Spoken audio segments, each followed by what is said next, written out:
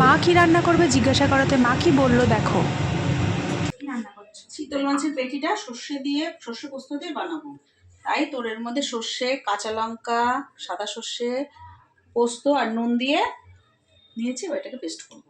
আচ্ছা, এখানে দেখতে পাচ্ছি চিতল মাছগুলো নুন হলুদ মাখানো হয়েছে, আর এটা হচ্ছে সেই পেস্ট যেটা মা বানালো। এবার চিতল মাছগুলো এখানে ভাজা হচ্ছে।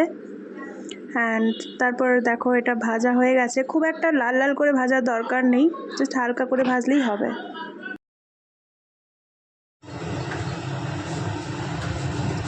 কালো জিরে দিয়েছি তেল গরম করে, এবার টমেটো পেস্ট দিয়ে দিচ্ছি।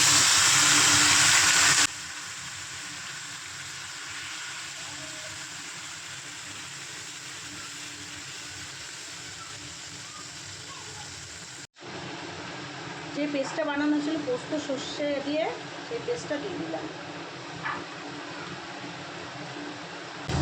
দিয়ে এবার ভালো করে এটাকে মশলাটাকে সাঁতলে নিতে হবে। হলুদ গুঁড়ো, আগে যেহেতু নুন দেওয়া আছে তাই আমি অল্প পরিমাণে নুন দিলাম। কটা কাঁচা লঙ্কা,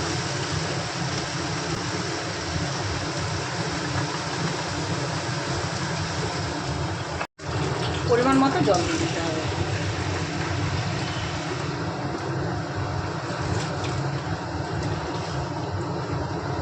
তো দেখো ঝোলটা এখানে ফুটে এসছে, অ্যান্ড মা একটু ব্যস্ত, তাই আমি মাঝে মানে মাছগুলো একটু ঝোলে ছাড়বো, তাই সেটা দেখাতে এসেছি তোমাদেরকে।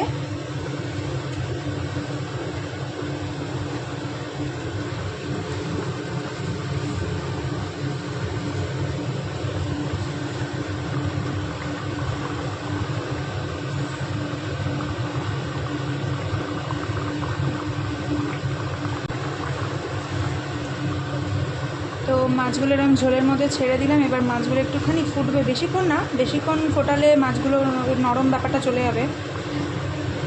এবার গ্যাসটা একটু কমিয়ে দেবো।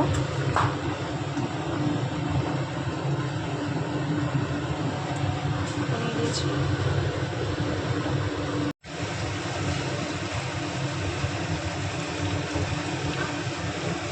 ধনে পাতা কুচি ছড়িয়ে দিতে হবে ওপরে একটুখানি, তাই তো? উপর দিয়ে ধনে পাতাটা ছড়িয়ে দিতে হবে।